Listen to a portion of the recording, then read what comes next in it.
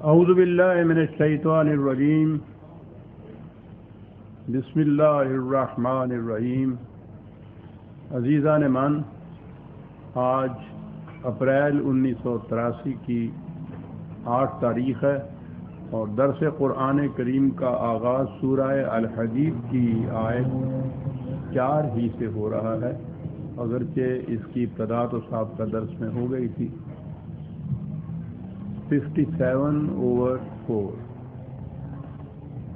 سابقہ درس میں بات وہ چلی تھی جو میں نے کہا تھا کہ هو الاول والآخر والظاہر والباطن سے وہ کس طرح سے وحدت وجود کے لیے سند لاتے ہیں، تو وہ تفصیل سے میں نے عرض کر دیا تھا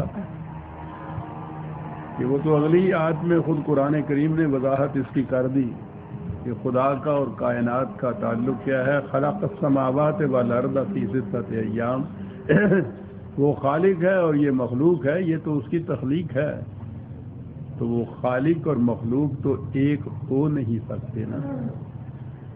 یہیں سے اس نے خود تردید کر دی اس چیز کی۔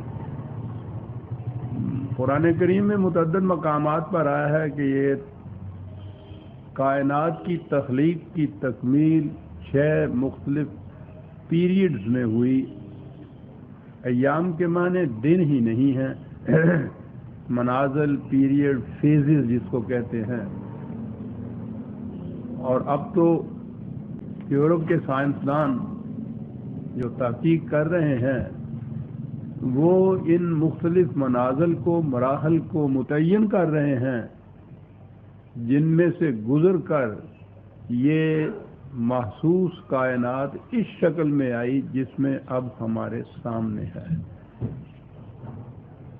تو وہ یہی پیریڈز ہیں جن کے متعلق قرآن نے یہ کہا ہے کہ اس طرح تکمیل تک پہنچی اس کی تخلیق، اور اس کے بعد پھر وہی بات ان کی آ گئی۔ ثم استوى علی العرش، تو میں نے عرض کیا تھا کہ ہمارے ہاں ترجمہ بھی یہی ہوگا اور تفسیریں بھی یہی ہوں گی کہ پھر اس تخلیق کے بعد خدا عرش کے اوپر بیٹھ گیا، تخلیق سے فارغ ہو گیا، عرش پہ بیٹھ گیا، اور پھر عرش کو متعین کیا گیا کہ وہ کہاں ہے، کیسا ہے۔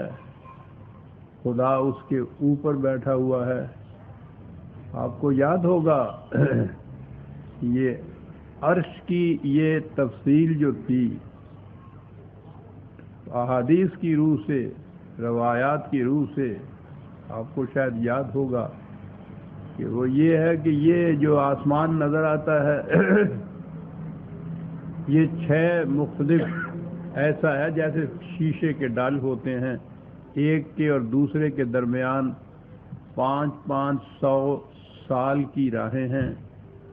پھر وہ چھٹے آسمان کے اوپر ایک سمندر ہے، سمندر کی گہرائی بھی 500 سال کی راہ کی ہے، اور اس سمندر میں 6 پہاڑی بکرے ہیں، وہ اتنے بڑے ہیں کہ یہ سمندر ان کے گھٹنوں تک آتا ہے، اور ان بکروں کے سینگوں کے اوپر خدا کا عرش ہے، اور اس عرش کے اوپر خدا مستوی ہے، بیٹھا ہوا ہے۔ جم کا استوا کے معنی یہ کیے گئے۔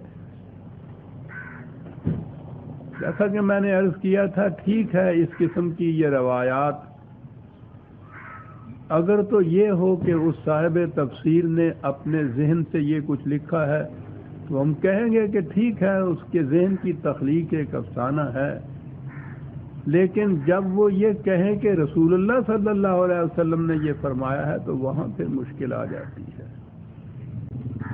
اب ان حضرات کا تو کچھ کہنا نہیں، انہوں نے اپنے ہاں سے یہ باتیں کی، اپنے حجرے میں بیٹھ کے ہی یہ چیزیں گفتگو کی، اپنے ہی سامعین کو سنائیں، اپنے شاگردوں کو پڑھائی، وہیں تک بات ہوئی۔ لیکن جب آپ اس قرآن کو اور نبی اکرم صلی اللہ علیہ وسلم کی علمی فضیلت کو دنیا کے سامنے پیش کریں گے تو پھر وہاں آپ سوچئے کہ اس قسم کے افسانوں کا اثر کیا ہوگا ان کے اوپر۔ پہلی تو یہی چیز کہ یہ کائنات 6 دنوں میں پیدا کی، تو میں نے عرض کیا تھا کہ یہ تورات میں ہیں یہ 6 دن، قرآن کی روح سے تو ایام 6 پیریڈز ہیں۔ پھر اگلی بات یہ ہوئی کہ اس کے بعد وہ عرش پر مستوی ہو کے مستولی ہو کر بیٹھ گیا، مسلط ہوا، اور عرش کی یہ تفصیل بتائی گئی۔ تو اب ہم اسی مقام پہ پہنچ گئے جہاں یہ تورات و انجیل تھی، اور جنہیں ہم محرف کہتے ہیں کہ وہ اپنی اصلی شکل میں نہیں رہی، تو وہیں لے آئے ہم قرآن کو بھی۔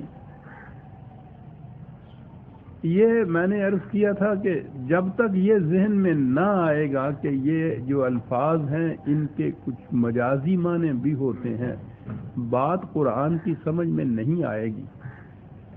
اب ان چیزوں کو اگر حقیقی معنوں پہ ہی آپ مستوی کریں گے تو پھر تو آپ کو متعین کرنا پڑے گا۔ اپنی زبان میں آپ یہ کہتے ہیں کہ تخت و تاج جب آپ کہتے ہیں تو وہ سچ مچ کا ایک تخت نہیں ہوتا، تاج سچ مچ کا ہی سر پہ رکھا ہوا نہیں ہوتا، وہ تختہ الٹ جاتا ہے جب تو وہ کوئی لکڑی کا بنا ہوا تختہ نہیں ہوتا کہ جو وہ الٹ جاتا ہے سچ مچ۔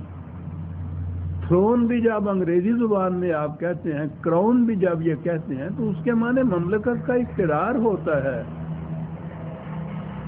انہی معنوں میں یہ اس معنی میں جس میں یہ تھرون یوں لیا جاتا ہے، جس کے معنی وہ پاور ہوتی ہے، وہ اقتدار ہوتا ہے مملکت کا، انہی معنوں میں یہ عرش کا لفظ بھی مجازی طور پر عربی زبان میں بولا جاتا ہے۔ تو یہ تو کنٹرول کے معنی میں آتی ہے، یہ چیز اقتدار کے معنوں میں یہ آتی ہے کہ وہ صرف یہ نہیں کہ خالق ہے، اور خالق تو ایسا بھی ہوتا ہے کہ یہ کسی نے کوئی مشین بنائی، بنانے والا کہیں بیٹھا ہے، مشین وہ کسی جگہ ہے، دونوں میں کوئی تعلق باقی نہیں رہتا۔ جو بننا تھا اس نے بن چکی، اب یہ جہاں جی جائے وہ رکھا جائے اس کو۔ خالق اور یہ مخلوق اس طرح سے الگ الگ ہوتی ہے، لیکن وہ خالق اس قسم کا نہیں کہ اس نے کوئی چیز پیدا کی اور اس کے بعد اس کا کوئی تعلق ہی اس سے نہ رہا۔ اس پر جو کنٹرول ہے اس پورے نظام پر، وہ اس نے اپنے ہاتھ میں رکھا ہوا ہے۔ اس کے لیے مختلف قسم کے دیوی دیوتا مقرر نہیں کیے اس نے کہ بارش کا یہ دیوتا اور آندھیوں کا وہ دیوتا، فصلوں کا یہ، اولاد کا یہ، بیماری کا یہ تصور جو تھے یہ پہلی اقوام قدیمہ میں ہر جگہ پایا جاتا تھا، کیونکہ انسان کا شعور اپنے بچپن کے زمانے میں تھا، وہ ذہن میں نہیں لا سکتا تھا کہ کوئی ایک اتھارٹی اس قسم کے مختلف کام بھی کر سکتی ہے۔ وہ خدا کا جو تصور دیا ہے قرآن میں، اور آپ کو یاد ہوگا میں بار بار کہتا ہوں کہ قرآن سے خدا کا تصور متعین کر دیا جائے تو سارا اسلام سمجھ میں آ جاتا ہے۔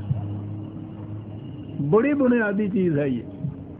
تو خدا کا تصور اس نے ایک تو یہ دیا کہ اس کا اور کائنات کا اور انسانوں کا تعلق خالق اور مخلوق کا ہے۔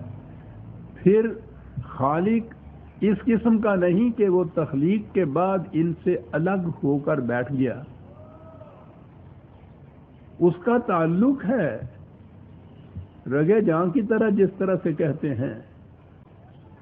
اور یہ اب سوال جو ہے بڑا غور طلب ہو جاتا ہے۔ میں پہلے یہاں آگے آ جاؤں تو پھر میں عرض کروں گا کہ دونوں میں تعلق کیا ہے۔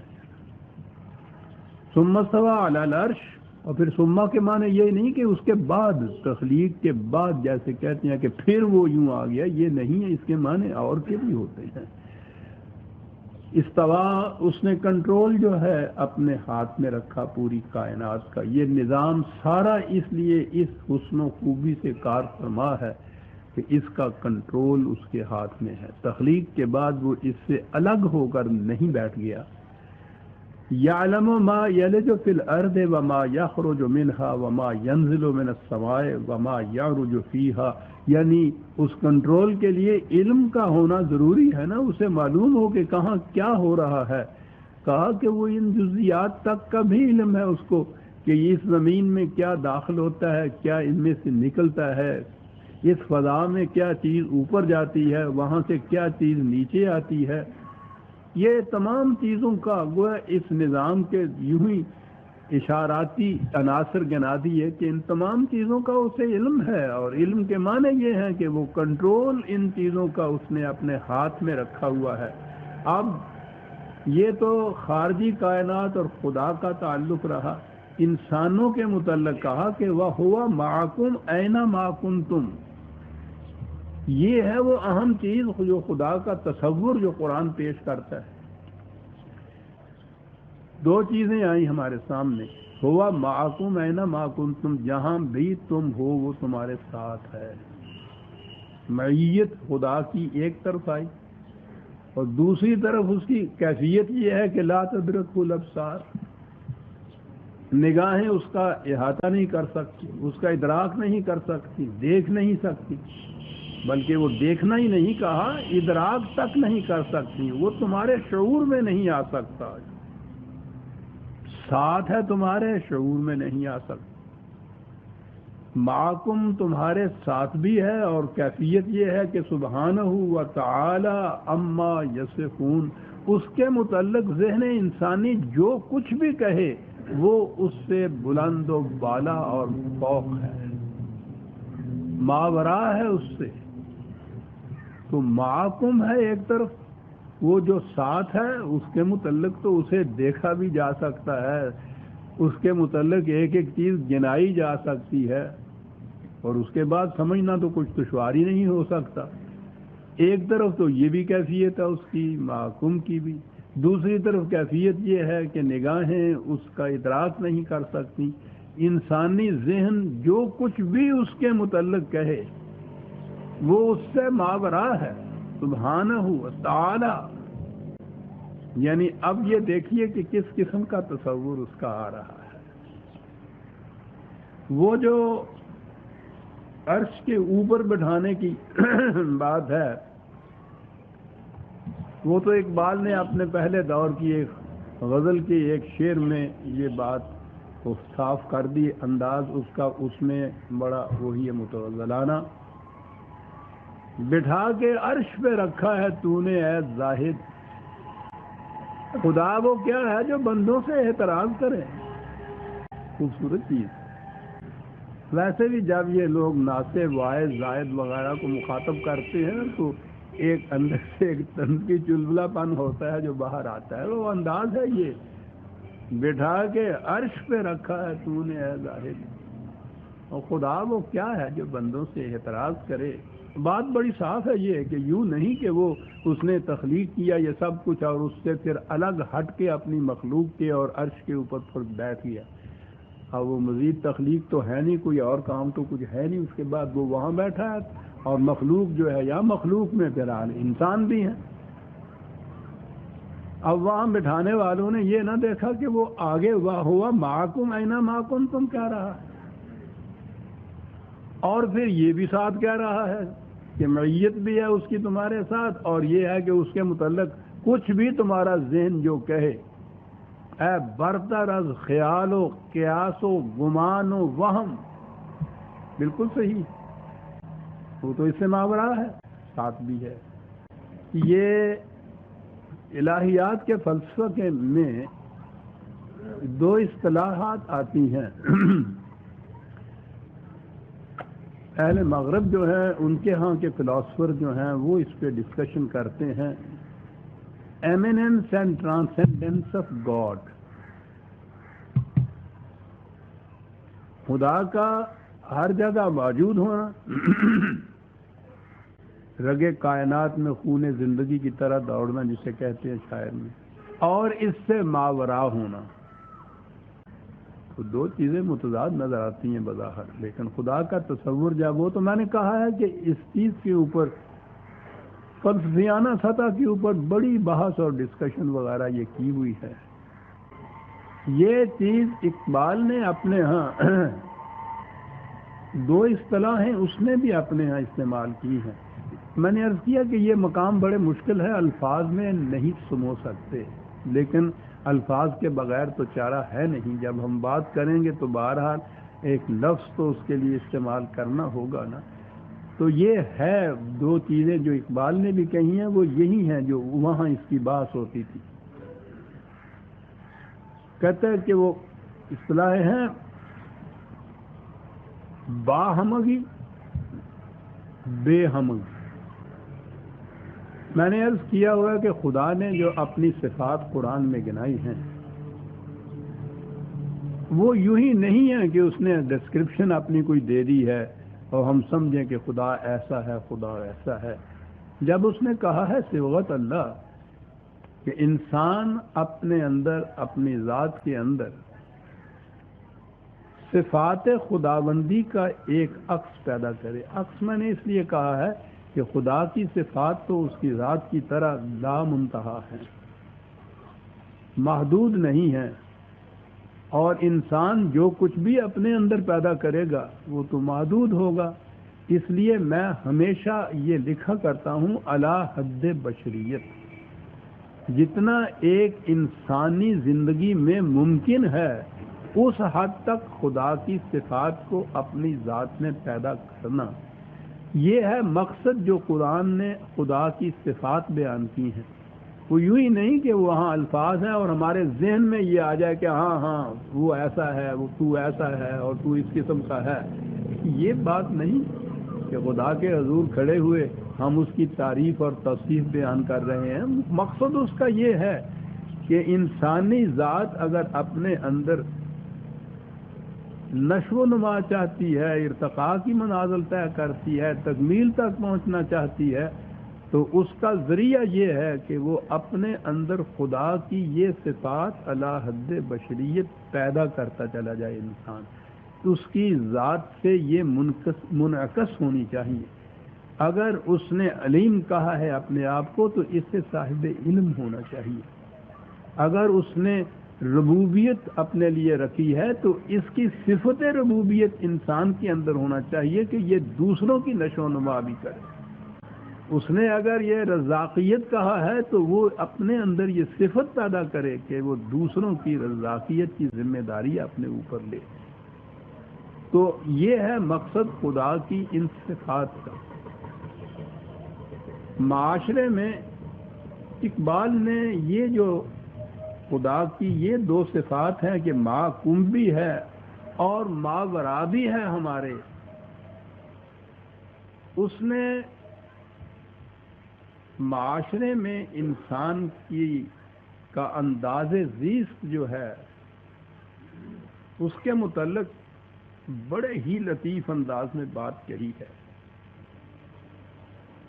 ہر شخص اب ذات، ہر فرد اپنا جدا گانا تشخص رکھتا ہے۔ میں ہوں، کوئی دوسرا یہ میں نہیں ہو سکتا، الگ ہوں، جدا ہوں۔ فرد تو کہا ہی اسی صورت میں جائے گا جب انفرادیت اس کے اندر آئے گی، انڈیویجویلٹی آئے گی۔ یہ انڈیویجویلٹی ہے، انفرادیت ہے جس سے ہر فرد کا جدا گانا تشخص ہوتا ہے۔ میں ہوں، میرا یہ تشخص ہے، کوئی دوسرا یہ نہیں ہو سکتا، منفرد ہوں میں۔ اب اس کے بعد مجھے معاشرے کے اندر بھی رہنا ہے، معاشرے کا ایک فرد بن کے بھی رہنا ہے، اپنے آپ میں منفرد بھی ہونا ہے، معاشرے کا ایک فرد بھی بننا ہے۔ معاشرے کے فرد بننے کی حیثیت سے ہوا معقوم والی بات آنی ہے مجھ میں، اور اپنی انفرادیت کو برقرار رکھنے کے لیے استواء علی العرش جسے کہا گیا ہے کہ وہ ان چیزوں سے ماورا ہے، وہ کیفیت پیدا ہونی ہے۔ بالکل دو متضاد چیزیں آتی ہیں یہ، اور یہ بڑی اہم چیز ہے کہ معاشرے کے اندر رہتا ہوا سب کے ساتھ بھی رہے، اپنی ذات میں منفرد بھی رہے۔ اقبال کو تو بات کہنی آتی تھی، یہی اس کی انفرادیت ہے۔ زندگی انجمن آراؤ نگہدار خود است۔ انسانی زندگی، انسانی ذات، اس کی دو شعور ہیں، دو ایسپیکٹس ہیں۔ انجمن آرا معاشرے کے اندر انجمن کا ایک فرد، نگہدار خود است، اپنی ذات میں منفرد، اس کی نشو و نما، اس کا ارتقاء، اس کا تشخص الگ ہر ایک کا، اور معاشرے کا ایک فرد بھی. کہا یہ کیسے ممکن ہے؟ ایک تشبیہ میں بات واضح کر دیا. یہی میں نے کہا ہے کہ اقبال کا کہ انفرادیت اس انداز میں ہے. پھر سن لیجئے: زندگی انجمن آراؤ نگے دار خودست، اے کہ در قافلہ ہی با ہما راؤ بے ہما شاؤ. اللہ افراد کارواں کی مثال بھی کہ چلنا ہے تمہیں قافلے کے ساتھ. یہ تو ہوا معکم اینما کنتم. قافلے کا ایک فرد، لیکن اس کے باوجود اپنی انفرادیت کو قائم رکھتے ہوئے وہ کھو نہیں جاتا قافلے کے اندر. یہ نہیں ہے کہ اپنی جدا گانہ انفرادیت، انڈیویجویلٹی یا تشخص کو ختم کر دے قافلے کا ایک فرد ہونے کی حیثیت سے. اور یہ بھی نہیں ہے کہ رہبانیت کی طرف قافلے سے کوئی تعلق ہی نہ رکھے، معاشرے سے کوئی واسطہ ہی نہ رکھے، اور خلوت گاہوں میں بیٹھ کے کہے کہ میں اپنی ذات کا تزکیہ کر رہا ہوں، اس کا تشخص کر رہا ہوں. یہ قرآن کے خلاف ہے. اس نے تو انجمن آرا بھی رہنا ہے، نگے دار خود بھی رہنا ہے. تو یہ جو خدا کی دو صفات ہیں کہ وہ ایسا بھی ہے کہ جس سے آپ کی نگاہیں بھی استدراک نہیں کر سکتی، یعنی اتنا ماورا، اتنا منفرد، یہ بھی اس کی کیفیت ہے. اور دوسرے معکم بھی ہے، وہ تمہارے ساتھ، اینا معکم تم، ہر مقام پر تمہارے ساتھ بھی ہے. تو یہ دو متضاد چیزیں بظاہر نظر آتی ہیں، لیکن فرد جب اپنے اندر خدا کی صفات کو اعلی حد بشریت پیدا کرے گا، منعکس ہوں گی پھر اس سے، تو اس میں دونوں صفتیں یہ کس طرح سے ہوں گی کہ وہ معاشرے کا ایک فرد بھی ہوگا. رہبانیت نہیں ہوگی کہ وہ ترک کر دے معاشرے کو، انجمن کو، اس کائنات کو، اس دنیا کو، اس کے اندر رہتا ہوا نگے دار خودست. اور کتنی خوبصورت تشبیہ ہے کہ اے کہ در قافلہ ہی با ہما راؤ بے ہما شاؤ. یہ ہے اسلام عزیزان من. خدا نے یہ جو کہا ہے کہ ہمارے پاس آؤ گے تو فرادہ آؤ گے، وہ یہ ہے کہ تمہاری منفرد شخصیت جو ہے وہ ہوگی. اس سے ہم اندازہ لگائیں گے کہ تم نے اپنی ذات کی کس قدر نشو و نما کر دی تھی وہاں. لیکن اس کے ساتھ ہی اسی نے یہ کہا کذالک جعلناکم امۃ وسطا، تمہیں ایک امت بنایا ہے، ایک معاشرہ بنایا ہے. یہ ہے اسلام. معاشرے کے بغیر، اس نظام کے بغیر اسلام کا وجود ہی نہیں رہ سکتا. لیکن معاشرے میں اگر فرد کی انفرادیت یا اس کا تشخص کھو جاتا ہے، یہ باقی نہیں رہتا، اس کا مقصد ہی کچھ نہیں ہوتا. معاشرے کے ساتھ رہنے کے تو معنی یہ ہیں قافلے کا ایک فرد جو ان کے ساتھ چلتا ہوا منزل تک جا پہنچے. اور اگر یہ افراد ہی باقی نہ رہیں کارواں میں، قافلے میں، قافلہ کہاں باقی رہے گا؟ قافلہ ہی ختم ہو جائے گا. یہ تو ان کے تشخص کا باقی رہنا ہے افراد کے، کہ ان سے مل کے وہ قافلہ رہتا ہے. تو یہ چیز ہے جو قرآن نے کہا تھا کہ رہبانیت ہم نے نہیں فرض کی تھی، ان لوگوں نے خود وضع کر لی. رہبانیت کے معنی یہ ہیں کہ انجمن سے، قافلے سے، معاشرے سے الگ ہٹ جائے اور یہ کہے کہ میں اپنی ذات کی تکمیل کر رہا ہوں. وہ کہا یہ ہے ہی غلط. کارواں نہیں رہے گا، امت نہیں رہے گی، معاشرہ نہیں رہے گا. تو یہ جو اسلوب ہے زندگی کے بسر کرنے کا کہ وہ معاشرے کے اندر بھی رہے، اپنا تشخص بھی جدا گانا قائم رکھے. یہ ہے خدا کی یہ جو دو صفات ہمارے سامنے آئی ہیں کہ سبحانہ و تعالی عما یصفون بھی ہے، اینما کنتم ہوا معکم اینما کنتم بھی.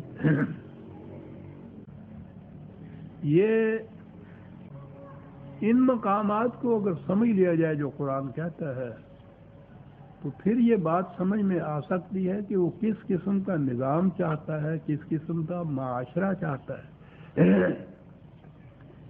معاشرے میں اگر آپ مکینیکلی کچھ قوانین کو نافذ کر دیتے ہیں کچھ حساب تو اس کا تعلق انسان کی ذات سے نہیں ہوتا، وہ تو مشین ہو جاتا ہے. وہ تو اس نے اس انداز کا معاشرہ قائم کیا ہے کہ معاشرے کے اندر ہر فرد کی انفرادیت یا اس کی ذات کی تکمیل بھی ہوتی رہے اور وہ معاشرے کا فرد بھی بنا رہے.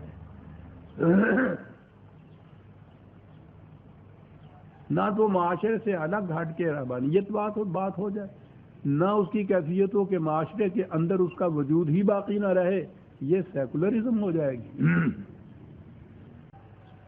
یہ دونوں چیزیں خلاف اسلام ہے. مکینیکلی اسلام نہیں کہیں نافذ کیا جا سکتا، یہ انٹروڈیوس ہوتا، اس کے معنی کچھ نہیں ہے. معاشرے کے ہر قدم کا، ہر اقدام کا اثر اس کی ذات پہ پڑنا چاہیے، اس کی تکمیل کا اسے موجب یا ذریعہ بننا چاہیے معاشرے کے اندر جو جا رہا ہے. جیسا قافلے کے ساتھ چلنے سے وہ اب منزل کی طرف جا رہا ہوتا ہے. کہنے کو تو یہی ہوتا ہے کہ قافلہ منزل کی طرف جا رہا ہے، قافلے کا ہر فرد منزل کی طرف جا رہا ہوتا ہے. تو اگر تو یہ صورت ہے معاشرے کی کہ اس میں ہر فرد کی ذات کی تکمیل اور نشو و نما ہوتی چلی جا رہی ہے اور ہر فرد اپنی ذات کی صفات و خصوصیات کو کنٹریبیوٹ کر رہا ہے اس معاشرے کی تکمیل اور حسن کے لیے، پھر یہ اسلام ہے. اور اگر یہ کچھ مکینیکلی ہو رہا ہے، محض قوانین کی روح سے ہو رہا ہے، یہ اسلام نہیں ہے. یہ وہی ایک طرف رہبانیت ہے کہ جو ہمارے ہاں کے تصوف نے آ کے لے لی، وہ بھی اسلام کے خلاف ہے کہ معاشرہ نہیں ہے، ہر فرد اپنی ذات میں مگن رہتا ہے. اور اگر یوں صورت ہے کہ معاشرہ مکینیکل مشین کی طرح چل رہا ہے جس میں کسی فرد کی اپنی ذات کا کوئی حصہ نہیں، کوئی، تو وہ بھی خلاف اسلام ہے.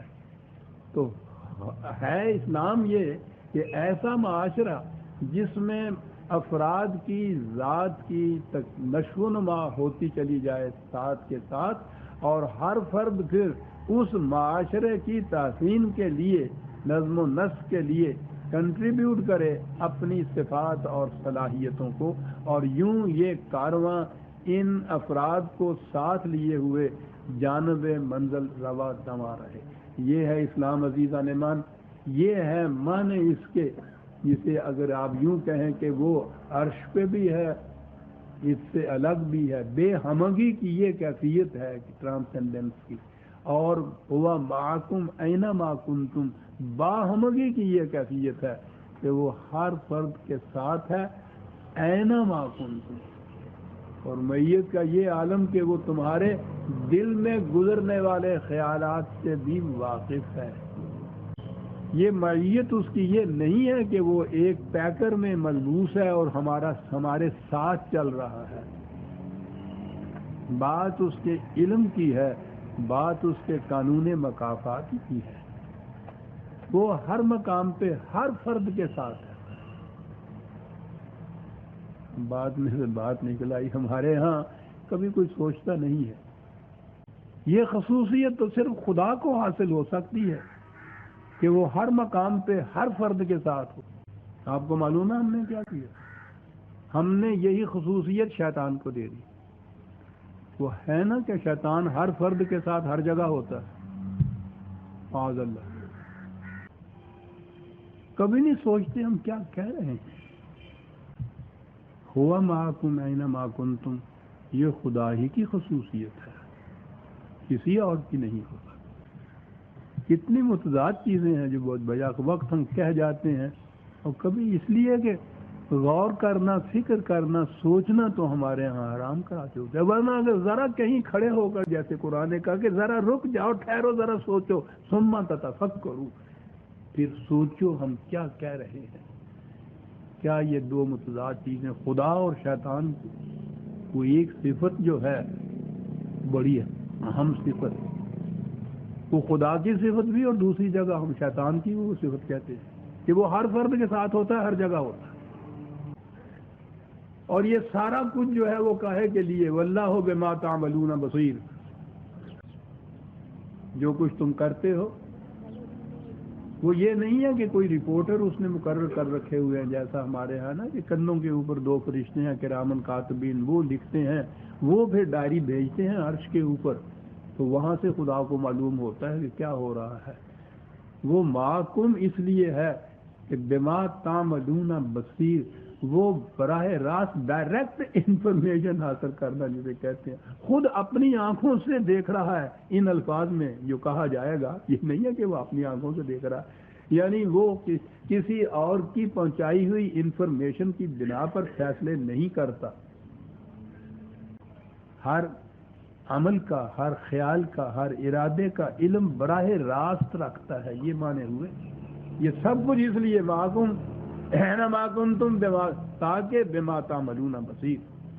اب وہاں آیا جو میں نے ابھی عرض کیا تھا کہ وہ عرش، اس کے معنی اقتدار ہے، اس کی وضاحت کرتا چلا جاتا ہے. لہو ملک السماوات والارض. اب یہ ملک السماوات والارض نے بتا دیا کہ عرش کے معنی کیا ہیں. وہ ایک تخت نہیں ہے کسی چیز کا، خواہ وہ تخت طاووسی کیوں نہ ہو، جواہرات کا بنا ہوا، ایسا تخت نہیں. اس کے معنی اقتدار ہی کے ہیں. لہو ملک السماوات والارض، اس کی تفسیر کر رہا ہے قرآن کے اس الفاظ کی، استوى علی العرش کی. کائنات میں اقتدار اسی کا ہے، کسی اور کا نہیں. وَإِلَى اللَّهِ تُرْجَعُ الْأُمُورُ، اور جو معاملات بھی کہیں ہوں، آخر الامر ان کا فیصلہ اس کے قانون کے مطابق ہوتا ہے. اب کو یاد ہے جب وہ آیا تھا اِنَّ لِلَّهِ وَإِنَّا إِلَيْهِ رَاجِعُونَ، تو میں نے بتایا تھا کہ اس کا مفہوم کیا ہے اور ہم کیا کہتے ہیں اس کے معنی. اتنا انقلاب آور وہ اعلان ہے، تو ہماری کیفیت یہ کہ ہمیشہ بس ایک ہی موقع رہ جاتا ہے اس کے استعمال کا کہ جہاں کسی کے مرنے کی اطلاع ملی اور بے ساختہ ہم نے کہا اِنَّ لِلَّهِ وَإِنَّا إِلَيْهِ رَاجِعُونَ. بات اور جگہ چلی جائے گی، ورنہ میں بتاؤں کہ یہ تصور بھی ہم نے ان سے لیا ہے، ویدانت والوں سے یا تصوف والوں سے، کہ خدا کی ذات کے ساتھ واصل بالحق ہو جاتا ہے انسان جا کر. الہ راجعون کے یہ معنی لیے جاتے ہیں. بات دوسری طرف چلی جائے گی. الی اللہ ترجع الامور، ہر معاملے کا آخر الامر فیصلہ اسی کے قانون کے مطابق، اور فیصلے کے لیے اتنا انتظام کہ وہ براہ راست علم رکھتا ہے ہر ایک کے عمل کا، ہر ایک کے خیال کا، ہر ایک کے ارادے کا، اور فیصلہ پھر اس کے قانون کے مطابق ہوتا ہے جو کائنات میں ہر مقام پر پھیلا ہوا ہے. اس کے ملک کے احاطے سے کوئی فرد باہر جا نہیں سکتا، اس لیے ہو نہیں سکتا کہ عمل تو ایک طرف، عمل کا ارادہ بھی جو ہو وہ بھی اس کے مواخذہ کی حد سے باہر رہ جائے. یولج اللیل فی النہار ویولج النہار فی اللیل، کیا حسین انداز ہے اس کا عزیزان من، پوچھئے نہیں. میں تو ایک ایک قدم پہ کھڑا ہو جاتا ہوں، آگے بڑھنے کو جی نہیں چاہتا. یعنی وہ نظارہ اتنا پرکشش ہوتا ہے کہ پاؤں پکڑ لیتا ہے انسان. وہ خارجی کائنات کی مثالیں دیے چلا جا رہا ہے، اور جو اس سے مقصد ہے وہ آخر میں ساتھ کے ساتھ بیان کیا جا رہا ہے. ادھر سے یہ چیز تھی کہ یعلم ما یلج فی الارض وما یخرج منها، یہ کائنات کی چیزیں، زمین و آسمان کا نظام کیا کیا اس میں طبعی طور پر ہوتا ہے، اور وہ سارا کچھ اینما کنتم کے لیے، کاہے کے لیے؟ عالم بما تعملون بصیر کے لیے. ملک السماوات والارض کہا، اقتدار سارے کا سارا. پھر وہ مثال وہیں تھی، وہ لے آئے یولج اللیل فی النہار، رات کی تاریکیاں آگے بڑھتی ہوئی دن کی روشنی میں تبدیل ہو جاتی ہیں، اور دن سرکتا سرکتا لیل کی آغوش میں چلا جاتا ہے. کیا خوبصورت پیرایا بیان ہے. یہ ہو رہا ہے، چلو جی ہو رہا ہے، ہمیں اس سے کیا واسطہ. کہ دن کہاں چلا جاتا ہے اور رات کہاں چلی جاتی ہے۔ اور پھر اسی تفسیر سے اگر آپ پوچھنا چاہتے ہیں، یہ اس دور کے لوگوں کے ذہن کی تخریج تھی، اور پھر وہی چیز کہ رسول اللہ صلی اللہ علیہ وسلم کی طرف منسوب، کہ حضور سے پوچھا گیا کہ سورج رات کو کہاں جاتا ہے، تو آپ نے فرمایا کہ یہ اللہ کے عرش کے نیچے جا کے چھپ جاتا ہے، اور دوسری صبح کو فرشتے اس کو کچوک کے دے دے کے پھر نکالتے ہیں کہ چل، اور پھر آ جاتا ہے۔ عزیزان من، ہنسیے نہیں، روئیے اور خون کے آنسو روئیے۔ آپ کے ہاں کے بچوں کو اسلامیات کے نام سے جو تعلیم دی جاتی ہے وہ یہ ہے، اور اس پہ اگر آپ کی مسکراہٹ ہے تو فوراً انکار حدیث کا فتویٰ لگ جائے گا اور مرتد قرار پا جائیں گے آپ۔ کہا یہ جاتا ہے۔ دن اور رات کی اس کیفیت کو بیان کرنے کے بعد پھر اصل مقصد کی طرف، وَهُوَ عَلِيمٌ بِذَاتِ الصُّدُورِ، تمہارے دلوں میں گزرنے والے خیالات سے بھی واقف ہے۔ کہا یہ ہے خدا وہ جس کے متعلق کہا جا رہا ہے کہ آمنوا باللہ، اس خدا پر ایمان لاؤ۔ اور یہ باتیں کہاں سے تمہیں معلوم ہوئی؟ اس وحی کے ذریعے جو خدا نے اپنے رسول کی وساطت سے تم تک پہنچایا۔ اس لیے خدا پر ایمان اس وساطت سے لایا جائے گا جو وحی ہے جو خدا نے دی، اس لیے آمنوا باللہ و رسولہ۔ اور سب سے پہلا قدم جو ہے اس تمام اہتمام کا جو یہاں کیا گیا، وہ سارا کائنات کا باہر نظم و نسق کاہے کے لیے ہے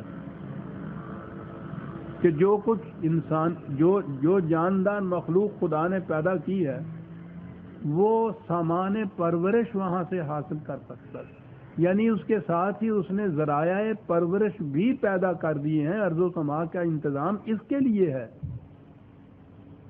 تاتو لانے بقا فاری و بغفلت نہ خوری، سادی کے الفاظ میں، ابرو بادو مہو خورشید ہما در کارند، تاتو لانے بقا فاری و بغفلت نہ خوری۔ یہ سارا نظام کائنات ہر گھر میں عمل ہے کہ تمہارے لیے روٹی مہیا کی ہے۔ تمہارا کام یہ ہے کہ اس روٹی کو کھاؤ تو خدا کے قانون سے غافل ہو کر نہ کھاؤ۔ کیا بات ہے صاحب، یہ لوگ جو کہہ جاتے تھے، یہ سارا کچھ کہنے کے بعد ایمان لاؤ اس خدا کے اوپر جو ہم نے بتایا ہے، اس رسول کے اوپر جس کی وساطت سے یہ باتیں تمہیں معلوم ہوئیں، خدا نے اس کو بتائیں اور اس نے تمہیں بتائیں۔ اور اس کے بعد کرو کیا؟ کرو یہ نہیں ہے کہ ایک خلوت میں بیٹھ کے اپنا تزکیہ نفس کرتے چلے جاؤ۔ یہ تزکیہ نفس بھی کرتے ہیں، نفس کو مارتے بھی ہیں۔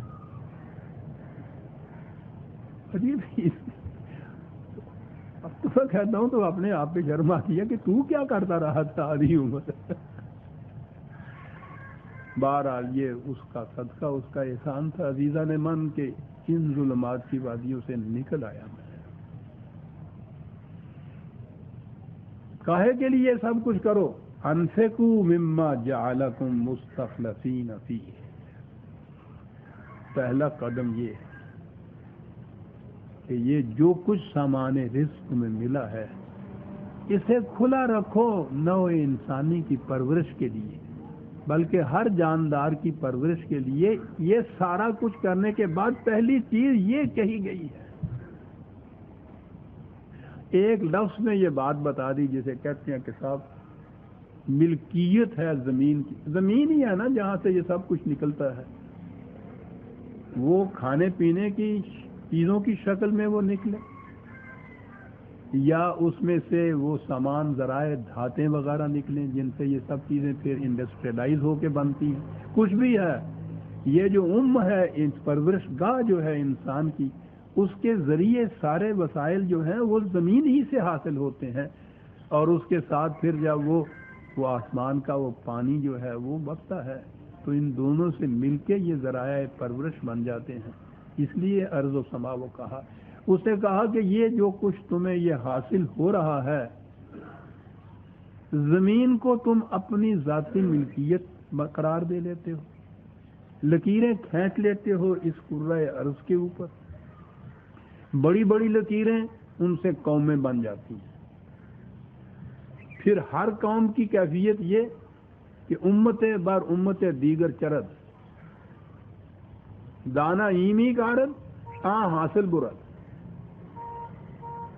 دیکھیے یہ لکیریں جو کھینچی ہیں انسان نے، تو ان لکیروں میں کیفیت یہ کہ ایک لکیروں کے احاطے کے اندر بسنے والے انسان دوسروں سے اپنے آپ کو الگ سمجھے، الگ ہی نہیں ان کا دشمن کر. ہر قوم کی کوشش یہ ہوتی ہے کہ دوسری قوم جو ذرا اس سے کمزور ہو اس کی تمام محنتوں کے ماحصل کو کسی نہ کسی طرح سے نچوڑ کے کھسوٹ کے لوٹ کے اپنے ہاں لے جائے. ہر قوم کی یہ کوشش ہوتی ہے. یہ ساری کشمکش جو آپ کے ہاں جسے سیاسی کہتے ہیں وہ ہے ہی معاشی حقیقت میں. ہر قوم کی یہ کوشش ہوتی ہے. یہ قوم کیسے بنی؟ وہ ایک لکیر کھینچنے. اس بڑی لکیر کا جو احاطہ ہے وہ جیل خانے کے اندر وہ ایک سیلز ہوتے ہیں نا الگ، پھر اندر اس احاطے کے اندر پھر لکیریں کھینچی. یہ چودھری فتح خان کی زمین ہے، لکیر کھینچی ہوئی ہے، اندراج ہے پٹواری کے خانے رجسٹر میں. لکیر یہ اس کی ملکیت ہے. میں کہا کرتا ہوں نا کہ قرآن یہ بتاتا ہے کہ یہ ملکیت کا جو دعویٰ ہے اس کا ثبوت تو تم پیش کرو. یہی کہو گے نا کہ میں نے فلاں سے خریدی، کیا یہ اس کی ملکیت تھی جو اس نے بیچی ہے یا خلاف قانون ہے؟ چوری کا مال جو بیچنے والا ہوتا ہے اس کا خریدنے والا بھی چور ہوتا ہے، دونوں کا سزا ملتی ہے. تم نے جو خریدی ہے تو کیا اس کا اطمینان کر لیا تھا کہ یہ اس کی ملکیت ہے؟ اس کی ملکیت کیسے ہوگی؟ یا کہو گے کہ میں نے وراثت میں لی اپنے باپ سے. ٹھیک ہے، باپ اگر چوری کا مال لے کے بیٹھا تھا اور وہ بیٹے کو مل گیا ہے وراثت میں تو وہ تو پھر چوری کا ہی مال ہے. پیچھے لیے جاؤ جہاں تک جی چاہے عزیزہ نے من، سوائے اس کے کہ یہ لکیریں ماری ہوئی آپ ثابت کریں گے. اس میں ملکیت ثابت نہیں کر سکتے، کسی مقام پہ نہیں ثابت کر سکتے. سب سے پہلے انسان کی بھی ملکیت ثابت نہیں کر سکتے. وہ تو اسی طرح سے پڑی ہوئی تھی زمین. قابض ہو جاتا ہے انسان، پھر وہ جس کی لاٹھی اس کی بھینس، جس میں قوت ہوتی ہے وہ اس پہ قابض ہو جاتا ہے. قوموں کی کشمکش یہی کی. زیادہ قوت والی قوم کمزور قوت والی قوم پہ جب قابض ہوتی ہے تو اس کی زمین پہ قابض ہو جاتی ہے. اسی طرح سے یہ جو انفرادی ملکیت کے قصے وہ زمینوں پہ لکیریں کھینچی ہوئی ہیں، وہ کوئی زبردست آتا ہے وہ اس کو نکال دیتا ہے. تو کیا ہو رہا ہے آسام میں؟ خون کے آنسو رولاتا ہے. اتنے سالوں سے بسنے والے انسان اپنا ڈھور ڈنگر کی طرح وہاں سے ہانکے چلے جا رہے ہیں. جو نہیں اٹھتا ان کو قتل کیا چلا جا رہا ہے. قوت والا قابض ہو رہا ہے نا اس کمزور کے مقابلے میں. پھر یہ ملکیت ان کی برحق ہو جائے گی. پھر UN ان کے حق میں فیصلہ دے دے گا کہ یہ ٹھیک ہے، یہ اہل فلسطین کی زمین نہیں ہے، یہ اسرائیل کی زمین ہے. کیا تماشا ہے! کیا کہتا ہے قرآن؟ کہا کہ اتنا ہی تمہارا استحقاق ہے نا، جعلکم مستخلفین فیہ. پہلے جو اس کے اگر تم ان کو مالک کہو یا جو ان کا انتظام کرتے تھے، جس کی قبضے میں یہ چیز تھی وہ چلے گئے تو پھر یہ تمہارے قبضے میں آ گئی جیسے تم کہتے ہو. وہ اگر نہ چلے جاتے، زندہ رہتے، تو یہ تمہاری ملکیت میں تو نہیں آ سکتی تھی. تو ہوا تو اتنا ہی نا کہ وہ چلے گئے اس لیے تمہاری ملکیت میں آ گئے. کیا بات ہے! تو اس سے تمہاری ذاتی ملکیت تو یہ نہیں ہوگی. اس کو کھلا رکھو. یہ ہم نے ارض کو للانام پیدا کیا ہے، تمام جانداروں کے لیے، سواء للسائلین، ہر ضرورت مند کے لیے یکساں طور پر اس کو کھلا رہنا چاہیے. کیونکہ ہم نے پیدا کیا ہے اس غرض کے لیے اسے. ہم خالق ہیں، ہم مالک ہیں، اور یہ اس کی غرض تھی جو ہم نے جس کے لیے پیدا کیا. قرآن نے اس کو اندادم من دون اللہ کہا ہے کہ یہ جو تم اس کو ذاتی ملکیت میں دے دیتے ہو یہ خدا کے ساتھ دوسرے خدا کھڑے کر دیتے ہو تم. ناجائز ملکیت والا دوسرا مالک جو ہوتا ہے اسی کو تم شریک کہو گے نا اصطلاح میں. یہی شرک ہوگا نا. ایک رقبے کے دو مالک ہو جائے. کہا اتنی سی چیز تھی تو ہم نے تو اسے نوع انسانی نہیں تمام جانداروں کی پرورش کے لیے ذریعہ نشو و نما بنایا تھا. اس کو کھلا رکھو.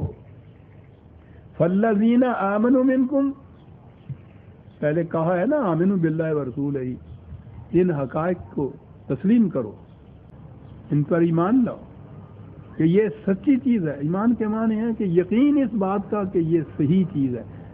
قرآن کے دعاوی کی صداقت پر قلب اور دماغ کے اطمینان کے ساتھ یقین پیدا کر دینا، یہ ایمان ہے. پہلے کہا تھا نا یہ ایمان لا.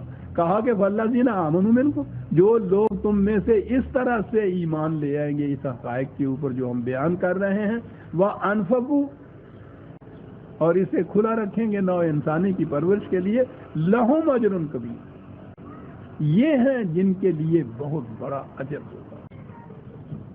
انفاق وہ چیز ہے، پہلا قدم یہ ہے. وَمَا لَكُمْ لَا تُؤْمِنُونَ بِاللَّهِ، آگے بات کہ یہ دلائل ہم نے دیے، یہ وجوہات بیان کی، ہے کوئی جواب ان کا تمہارے پاس؟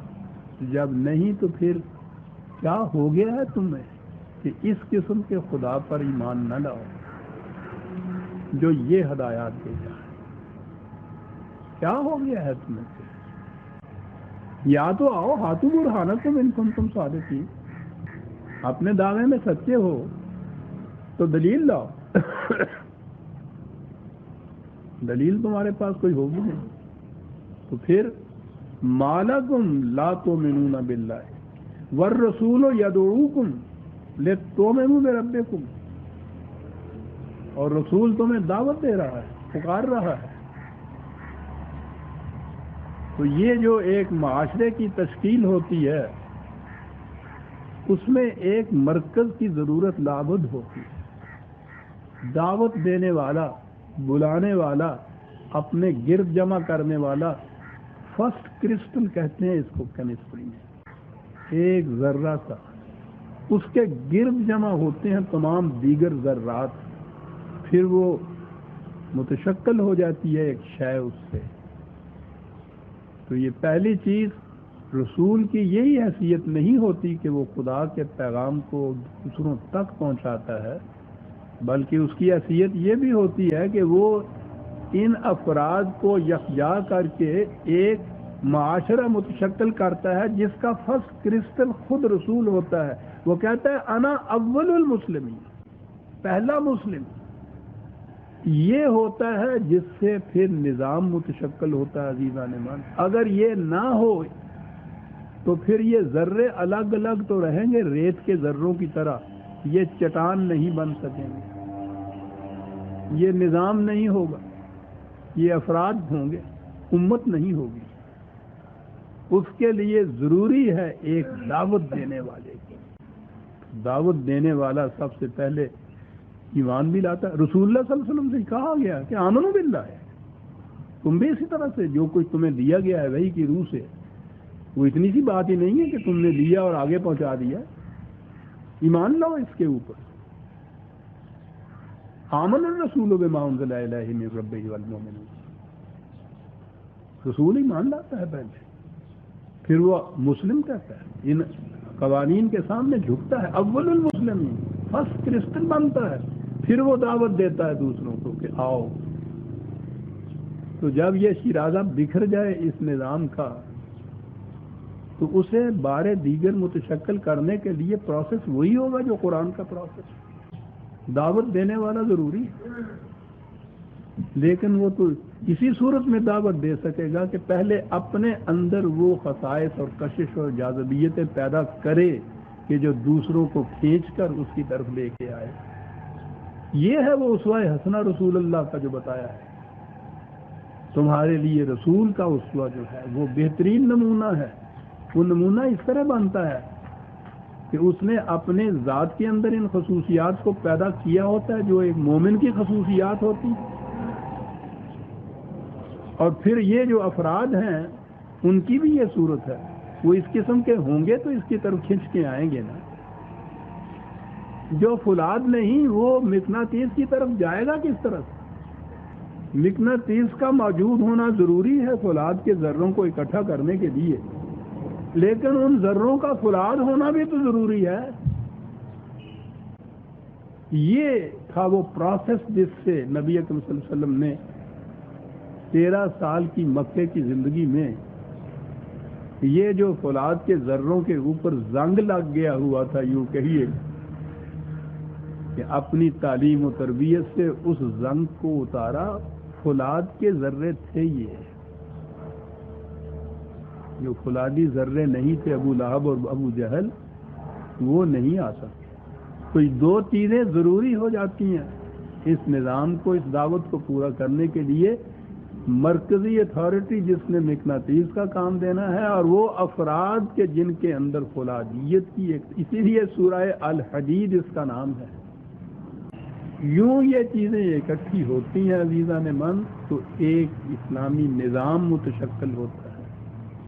لِتُؤْمِنُوا بِرَبِّكُمْ وَالرَّسُولُ يَدْعُوكُمْ لِتُؤْمِنُوا بِرَبِّكُمْ۔ رسول اپنے لیے نہیں تمہیں دعوت دیتا ہے کہ اپنے رب کے اوپر ایمان لاؤ، وہ اس کی دعوت تو یہ ہوتی ہے۔ وَقَدْ أَخَذَ مِيثَاقَكُمْ إِن كُنتُم مُؤْمِنِينَ۔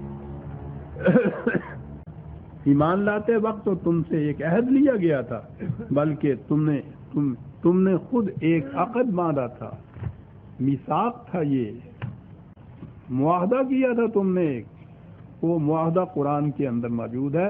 یاد رکھو عزیزان من، کوئی شخص جو مسلمان ہوتا ہے جسے ہم کہتے ہیں نا ایمان لاتا ہے، تو وہ یہ 4 لفظ کہنے سے ایمان نہیں وہ لے آتا کہ آمنت باللہ و ملائکتہ و کتبہ و رسلہ، یہ نہیں ہے۔ وہ ایک معاہدہ کرتا ہے، اور معاہدہ یہ ہے کہ ان اللہ اشتری من المؤمنین انفسهم واموالهم بان لهم الجنہ۔ وہ معاہدہ کرتا ہے کہ میں اپنی جان اور مال خدا کے ہاتھ بیچ دیتا ہوں، اور خدا کہتا ہے کہ اس کی قیمت میں ہم تمہیں جنت عطا کرتے ہیں۔ یہ مابین ان دونوں کے معاہدہ ایک ہوتا ہے، اس سے ایک فرد مسلمان ہوتا ہے یا مومن ہوتا ہے۔ تو کہا کہ تم نے تو پہلے ایک معاہدہ کیا ہوا ہے اس قسم کا، تو اس معاہدے پر عمل کرنے کا اب وقت آ گیا ہے۔ تو ان کنتم مومنین، یاد رکھو، واقعی اگر تم اس طرح سے ایمان لائے ہوئے ہو تو اب اس معاہدے کی پابندی کرو جس معاہدے کی روح سے تم اس زمرے کے اندر داخل ہوئے تھے، اس انجمن کے، اس سوسائٹی کے ممبر بنے تھے۔ عزیزان من، سورہ الحدید کی آیت 8 تک ہم آ گئے، 9 سے آئندہ لیں گے۔ ربنا تقبل منا انک انت السمیع العلیم۔ شکریہ۔